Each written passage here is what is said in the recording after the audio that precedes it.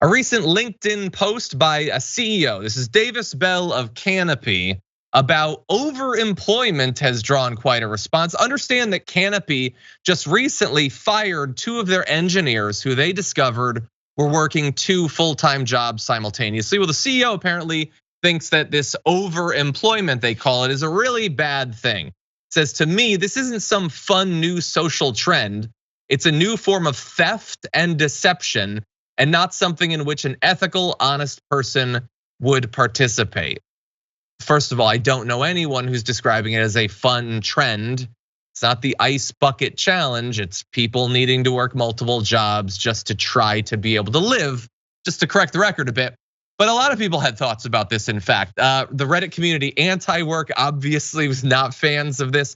So some argued, well, why is it that when people like Jack Dorsey and Elon Musk work for multiple companies, that's considered awesome? They're modern day Einsteins, but when engineers do it, it's suddenly a bad thing. They also point out that we do have inflation, and even before the recent inflation last year or so, the cost of living, the cost of rent and housing has been out of control. Who are you to say that people can't work the jobs necessary to be able to pay for them?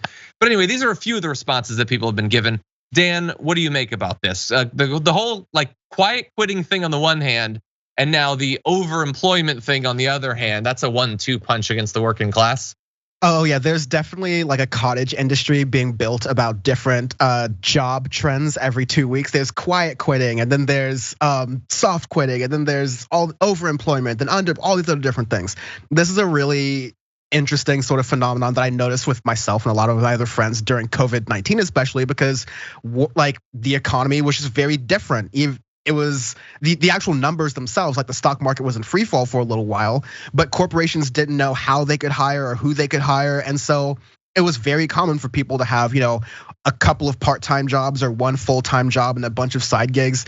Keep in mind, a lot of people will even say, oh, look at these engineers. They could just live wherever they want to or do their job wherever they want to and make a lot of money. A lot of these companies still want you to live close enough so they can call you in to do your jobs. And B, where these companies are located are some of the most expensive cities in the country, where a 6-figure salary, if you have a family or even if you're just living on your own, is very tough to handle. And so the comment that really set, I think, a lot of people off, where it's something that not an ethical or honest person would participate in. Look, like, brother, when people in my generation, people in a lot of other generations were told, go to college, do well in that, you'll get to work a job, and you'll get to be able to like sustain yourself and be happy and hopefully live a better life than your parents did. At no point were they like, okay, you get to do all those things, but you'll get there and realize that you're still barely making ends meet. So you'll have to, do what George W. Bush said a couple years ago. Oh, there's people with 2 and 3 jobs. Isn't there nothing more American than that? And even back then we pointed out there's a problem that people are working in the richest country on earth, full-time jobs, and can't afford to live. They're living paycheck to paycheck, or they're on the brink of being unhoused or unable to make their basic needs met. So it just reeks of not understanding what the world actually looks like when CEOs say things like this. And then really fast, I know we don't have a lot of time to go into this, but I can't not pass on Equifax. They did a similar thing where they actually turned their own software that checks to see who people are being paid by, like where your paychecks are getting come in, where you as an individual are getting paid by. They used their own software, turned it on their own workers, and found that about 24 of them were actively taking other jobs, and they fired them on the spot.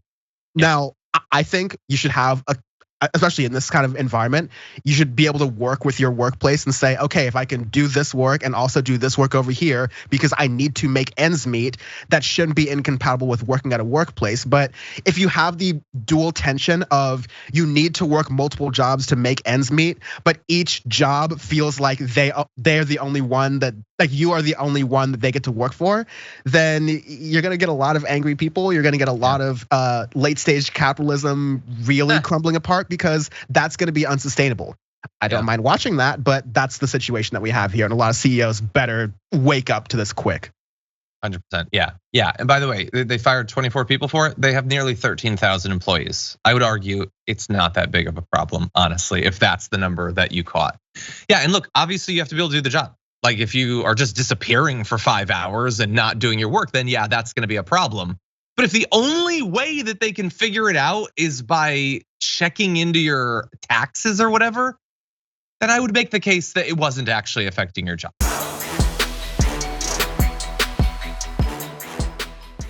Check out the Damage Report podcast each day, wherever you get your podcasts, whether Pocket Casts or Stitcher or iTunes.